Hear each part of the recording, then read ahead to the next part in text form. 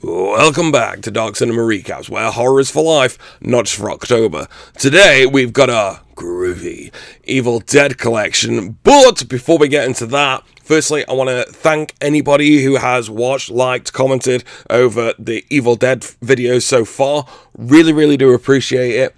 And next week, along with finishing off the Exorcist franchise, we are also going to be doing the Hatchet franchise. Hatchet 1 is already on the channel, so we've got Hatchet 2, 3, and Victor Crowley left to do. And oh boy, is that one bloody franchise. So, I'll see you then, but for now, let's get groovy, starting off with the original Evil Dead. Michigan State University students Ash Williams and his girlfriend Linda, sister Cheryl and their friend Scott and Scott's girlfriend Shelley vacation in an isolated cabin in rural Tennessee. Approaching the cabin, the group notices the porch swing move on its own, but suddenly stop as Scott grabs the doorknob. While Cheryl draws a picture of a clock, the clock stops and she hears a faint demonic voice tell her to join us. Her hand becomes possessed, turns pale and draws a picture of a book with a demonic face on its cover. Although shaken, she does not mention this incident. When the cellar trapdoor flies open during dinner, Shelley, Linda and Cheryl remain upstairs as Ash and Scott investigate the cellar. They find the Natrum Demonto, a Sumerian version of the Egyptian Book of the Dead, along with archaeologist Raymond's tape recorder, and they take the items upstairs. Scott plays a tape of incantations that resurrects a demonic entity. What a bellend. Cheryl yells for Scott to turn off the tape recorder, and a tree branch breaks through one of the cabin windows. Later that evening, an agitated Cheryl goes into the woods to investigate the strange noises. Now, this was 1981, it's a different time. Even said since that this was a bad idea. Yeah. Pre-warning, bit rough, what happens, rhymes with grape. Yep. And she's attacked and graped by the vines and branches of demonically possessed trees. When she escapes and returns to the cabin bruised and anguished, Ash agrees to take her back into town, only to discover that the bridge to the cabin has been destroyed. Cheryl panics, realizing they are now trapped and the demonic entity will not let them leave. Back at the cabin, Ash listens to more of the tape, learning that the only way to kill the entity is to dismember a possessed host. As Linda and Shelley play spades, Cheryl correctly calls out the cards without looking at them and succumbs to the entity and levitates. In a raspy, demonic voice, she demands to know why they are disturbing her sleep and threatens to kill them. She stabs Linda in the ankle with a pencil and throws Ash into a shelf. Scott knocks Cheryl into the cellar and locks her inside. Everyone fights about what to do, having become paranoid upon seeing Cheryl's demonic transformation. Shelley lies in her room but is drawn to look out the window, where a demon crashes through and attacks her, turning her into a deadite. She attacks Scott before he throws her into the fireplace, slashes her wrist and then stabs her in the back with a Sumerian dagger, apparently killing her. When she reanimates, Scott dismembers her with an axe. Ash and Scott then bury her remains. Shaken by the experience, Scott decides to leave in order to find a way back to town. He returns shortly after, mortally wounded from the possessed trees. I wonder if he got graped as well. And dies while warning Ash that the trees will not let them escape alive. When Ash checks on Linda, he is horrified to find that she has become possessed. She attacks him, but he stabs her with a Sumerian dagger. Unwilling to dismember her, he buries her instead. She revives, obviously, because it even said dismember them, and attacks him, forcing him to decapitate her with a shovel! Her headless body bleeds on his face and tries to him. He manages to escape as Linda dies, and then retreats back to the cabin. Back inside, Ash discovers that Cheryl has escaped the cellar. Cheryl eludes Ash and attempts to choke him. As Ash escapes her grasp, he shoots Cheryl in the jaw. As Ash is barricading the door, Scott reanimates into a deadite. Scott attacks Ash and inadvertently knocks the book closer to the fireplace. Ash gouges Scott's eyes out and pulls the tree branch from Scott's stomach, causing him to bleed out and fall to the ground. Cheryl breaks through the trapdoor and knocks Ash to the floor. As Scott and Cheryl continue to attack Ash on the ground, Ash grabs the book and throws it into the fireplace. While the book burns, the deadites freeze in place and begin to rapidly decompose. Large appendages burst from both corpses, covering Ash in blood. Now this bit just looks amazing. There's the stop motion just melting into the ground. Oh, I love this brilliant film. The bodies of Scott and Cheryl then completely decompose. Dawn breaks and Ash stumbles outside. As Ash walks away from the cabin, an unseen demon moves rapidly through the forest, rushes through the cabin, and attacks him as he screams in terror. Ash Williams and his girlfriend Linda take a romantic vacation to a seemingly abandoned cabin in the woods. While in the cabin, Ash plays a tape of archaeologist Raymond Noby, the cabin's previous inhabitant, reciting the passages from the Book of the Dead and Necronomicon Ex Mortis, which he has discovered during an archaeological dig. The recorded incantation unleashes an evil force known as the Condarian demon that kills and later possesses Linda, turning her into a deadite. Ash is then forced to decapitate her with a shovel, burying her in a shallow grave near the cabin. At dawn, the evil force throws Ash through the woods.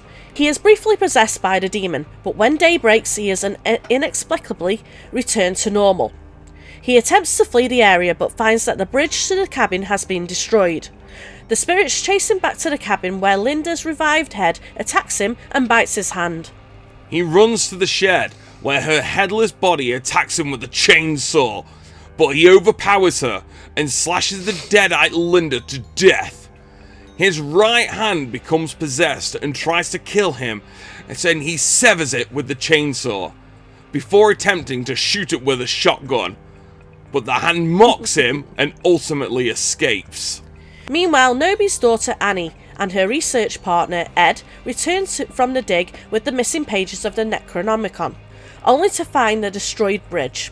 They enlist repairman Jake and his girlfriend Bobby Jo to show them another route to the cabin, where they find an embattled Ash covered in blood. Thinking that he murdered Annie's parents, Annie and the others lock him in the cellar. The four new arrivals listen to the rest of Noby's recordings, detailing how his wife Henrietta was possessed by the Kandarian demon, and that he killed her and buried her in the cellar. Henrietta, now a deadite, possesses Ed. Ash dismembers him with an axe. Bobby Jo tries to escape, but a demonically possessed tree attack and drag her to death. Arnie translates two of the Necronomicon's pages before Jake turns on them and throws the pages into the cellar, forcing them at gunpoint to find Bobby Jo. Ash becomes possessed once again and attacks Jake. Annie retreats into the cabin and accidentally stabs Jake, mistaking him for the possessed Ash, before Henrietta kills him. Deadite Ash tries to kill Annie, but returns to his normal self upon seeing Linda's necklace. With Annie's help, Ash modifies the chainsaw, attaching it to his stump of his right arm, and cuts the shotgun's barrel. Groovy. After finding the missing pages of the Necronomicon in the cellar, Ash kills Henrietta. The trees outside begin to destroy the cabin. Annie reveals that she has only read the first half of the incantation and attempts to finish the second half. As she reads it, Ash's severed hand uses the Kandarian dagger to stab her in the back. She manages to complete the incantation before succumbing to her wound. The incantation opens up a whirling temporal vortex, which not only draws in the demon, but as also Ash and his Oldsmobile Delta 88. Ash and his Oldsmobile land in the Middle Ages. A group of knights confronts him and initially mistake him for a deadite, but are quickly distracted when a real harpy-like deadite appears. Ash blasts it with his shotgun, and they hail him as a hero who has come to save them, causing them to break down and scream in anguish. In a brief flashback to the Evil Dead 2 explains the Necronomicon Ex Mortis and how Ash got to where he is after his girlfriend and S-Smart co-worker Linda Ish. She's been played about 3 different actresses at this point. travel to a cabin in the woods where Linda's possessed and killed by the Boog's evil and showing the spell that sent Ash through the dimension portal. Like I said, we'll assume that Evil Dead 2 didn't even happen. Ash lands in medieval England in the 13th century, where he is immediately captured by Lord Arthur and his men, who suspect him to be an agent for Duke Henry, with whom Arthur is at war. He is enslaved along with the captured Duke Henry the Red. His gun and chainsaw are confiscated and is taken to a castle. Ash is thrown into a pit where he regains his chainsaws from Arthur's wise men in mid-air and decapitates a female deadite and lops the hand off another before escaping the pit. He decks Arthur using "your shoelace is untied" gag. Ash demands that Henry and his men be set free and they ride off. He uses a shotgun to blow the end off Arthur's sword and to blow a large deadite back into the pit. Ash is celebrated as a hero, and he also grows attracted to Sheila, the sister of one of Arthur's fallen knights. Sheila despises Ash, believing him to be one of the men who killed her husband in battle, but eventually she becomes attracted to our hero. According to the wise man, the only way Ash can return to his time is to retrieve the Necronomicon. After bidding goodbye to Sheila, Ash starts his search for the Boog, which is located in a cemetery not far away. Entering a haunted woods, an unseen force pursues Ash through the woods. Fleeing, Ash ducks into a windmill where he crashes into a mirror. The small reflections of Ash climb out from the shards in the mirror and torment him. One of the reflections dives down Ash's throat and uses his body to become a life-size copy of Ash, after which Ash kills him and buries him. When he arrives at the Necronomicon's location, he finds 3 Boogs instead of 1. 2 of the Boogs are cursed, and after determining which is real, Ash attempts to say the magic phrase which will allow him to remove the Boog safely: Klaatu Varada Nikto. However, forgetting the last word, he tries to trick the Boog by mumbling the missing word. He then grabs the Boog from the cradle and rushes back to the castle, while the dead rise from graves all around. During Ash's panicked ride back, Ash's evil copy rises from his grave and unites the Deadites into the Army of Darkness. Despite causing the predicament faced by the medieval soldiers, Ash initially demands to be returned to his own time. However, Sheila is captured by a flying Deadite and then transformed into a Deadite. Ash becomes determined to lead the humans against the skeletal Deadite army. Reluctantly, the people agree to join Ash. Using the scientific knowledge from textbooks in the trunk of his 1973 Oldsmobile Delta 88 and enlisting the help of Duke Henry, Ash successfully trains and leads the medieval soldiers to defeat his Deadite clone, Evil Ash, and his undead army while saving Sheila. Victorious, he is sent back to his own time using a potion made from the Necronomicon. The final scene begins with Ash back at the S-Mart store, telling a bored co-worker about his adventure back in time and how he could have been king. Suddenly, a Deadite starts wreaking havoc in the store, and Ash slays the creature. The film ends with Ash's voiceover saying that he could have stayed in the past, he could have become a king, but in his own way, he is the king. He then says aloud while kissing a female co-worker whose life he just saved, "Hail to the king, baby." Tied up in the cellar of a remote cabin where an old woman is reciting incantations from a strange book in the Welsh language. The girl reveals her demonic possession and her father, Harold, sets her ablaze and shoots her dead. Sometime later, David Allen and his girlfriend Natalie arrive at the cabin with their dog Grandpa. There, they meet his estranged younger sister Mia and the friends Eric and Olivia. The group plans to stay in the cabin while Mia overcomes her heroin addiction. Mia begins having withdrawal symptoms. David discovers that the cabin cellar is littered with rotting animal corpses, kinky, a worn double-barrel shotgun, Hint, hint. and a boot called Natrom de Montreux. Eric, the soppy cock that he is, reads the incantation from the book, awakening a malevolent force. Mia, bless her, begins seeing a demonic doppelganger of herself in the woods. She steals Eric's car to leave, but crashes it into a pond. The force chases her into the woods, where the vines trap her. Mia's doppelganger possesses her via the vines. I wish I was them vines. David finds Grandpa beaten to death with a hammer, but he was such a good doggo, and discovers Mia scalding herself. That night, a possessed Mia wounds David with the shotgun and vomits red bile onto Olivia's face. Lucky bitch. Before Eric locks her in the basement. A possessed Olivia mutilates her face. A tricky wank, I admit, but a power through. Bet she didn't have to do that in Gotham. Stabs Eric with a hypodermic needle before he bludgeons her to death. Mia lures Natalie into the cellar and bites her hand before slicing her own tongue. David helps Natalie escape. Eric explains that per the book, the Taker of Souls must claim 5 souls to unleash the abomination. Natalie's arm becomes possessed and she amputates it. Mia must be purified by live burial, dismemberment, or burning. The now possessed Natalie attacks the pair with a nail gun, but David shoots her other arm off. Natalie bleeds to death from her injuries. Well, to be fair, she did fuck all else during this film. David begins dousing the cabin in gasoline, but decides to bury Mia instead. He digs a grave, but Mia attempts to drown him, and Eric is fatally stabbed, saving him. David sedates and buries Mia, but after hearing her heartbeat stop, digs her up and attempts to resuscitate her. He finds Mia alive and enters the cabin to retrieve his car keys, but Eric's possessed corpse stabs him. David shoots a gasoline can, killing himself and Eric. With David's death being the 5th claimed soul, blood begins to rain from the sky, and the abomination attacks Mia as a demonic doppelganger.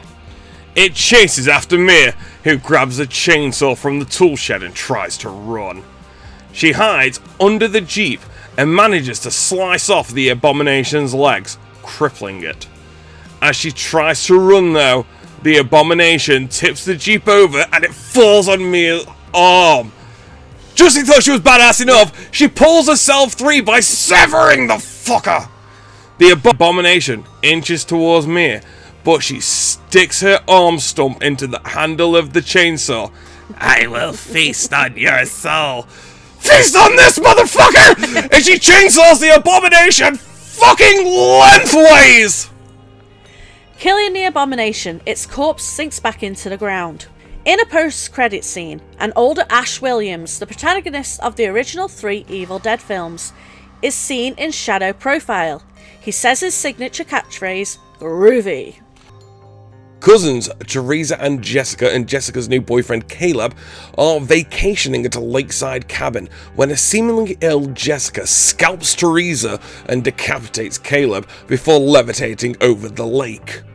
One day earlier, upset at learning she is pregnant, guitar technician Beth visits her sister Allie, a tattoo artist and single mother to teenagers Danny and Bridget, who may actually be the worst characters ever, and child Cassie in their home at the Monday apartment in the condemned Los Angeles apartment complex. The building is shaken by an earthquake while the children are in its basement parking lot, uncovering a concealed chamber.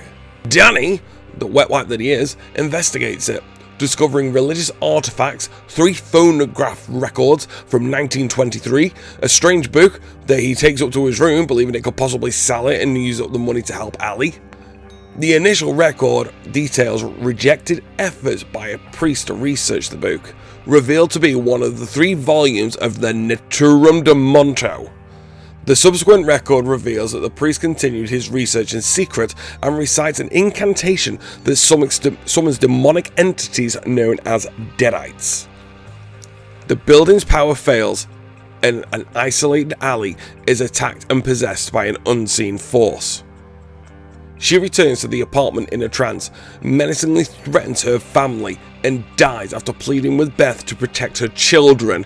2 out of 3 of them don't need protecting. Honest. It's because, like, they're the worst. Beth and Allie's neighbours help lay her to rest in the bedroom and search for a way out. They find that the staircase has collapsed and the elevator is damaged. Allie revives and attacks the family, wounding Bridget. Beth and the children lock Allie outside the apartment after she pursues and massacres the neighbours. Danny confesses to Beth about uncovering the Naturum de Monto, and Allie tricks Cassie into unlocking the door before attacking her. While Danny and Beth are distracted rescuing Cassie and locking Allie out, Bridget becomes possessed via her wound. You're not missing much, I'm glad she's gone. Bridget attacks Beth before turning to Danny and Cassie, who inadvertently impales her through the head with a broken broom handle. Beth listens to the third record to understand how to exorcise the Deadites, but learns that the priest failed and his allies were all possessed, with only complete destruction of the host stopping the Deadites. Bridget revives and fatally stabs Danny, who sets Bridget on fire before dying as Allie infiltrates the apartment using the vents. Realizing Beth is pregnant, Allie attempts to rip the fetus out of her, but Beth and Cassie are able to incapacitate her with scissors. Allie fails to emotionally manipulate Cassie, who accepts that her mother is already gone. Danny and the body of her neighbours are possessed, leading Beth and Cassie to take shelter in the damaged elevator. Allie, Bridget and Danny merge into a multi-limbed creature known as the Marauder and climb atop of the elevator and attack the pair as the machine fills with blood. The combined weight causes the elevator to plummet to the ground floor, allowing Beth and Cassie to flee into the parking lot. The Marauder captures Cassie and attempts to behead her with a chainsaw, but Beth returns and distracts it. She and Cassie destroy the Marauder's body, forcing it into a wood chipper. Allie's decapitated head taunts Beth, saying that she will be a failure as a mother, prompting her to kick Allie's head into the chipper. Beth and Cassie escape the building together. The next morning, Jessica goes to the parking lot to leave for a vacation, where she is attacked by an unseen force. Now, Evil Dead Rise is either one of them films you either love it or you hate it. There's not really a great deal of in between. I love this film. It's big, dumb, and goofy. The Marauder's cool. I mean, we had a few Marauders in 2022, 2023, to be fair. I mean, I kind of remember this did it. Walking Dead did it, and it was kind of cool when I first saw it, but after a bit I genuinely wonder who has to be the arse. And yeah, man, it's a good film, it's a great film, it's just a goofy Evil Dead film, and again, kudos for not trying to replace Bruce Campbell and having that kind of figure. It just, if you tried to do that, it would just feel like you're just trying to copy it, you know, without it being an homage to the film, just kind of feels like you're trying to be an out-and-out copy, and with them not doing that, yeah, it's great, I do enjoy. There's only one of the Evil Dead films that I don't like, and that's Army of Darkness. All the rest of them, to be fair, are the absolute fucking shit.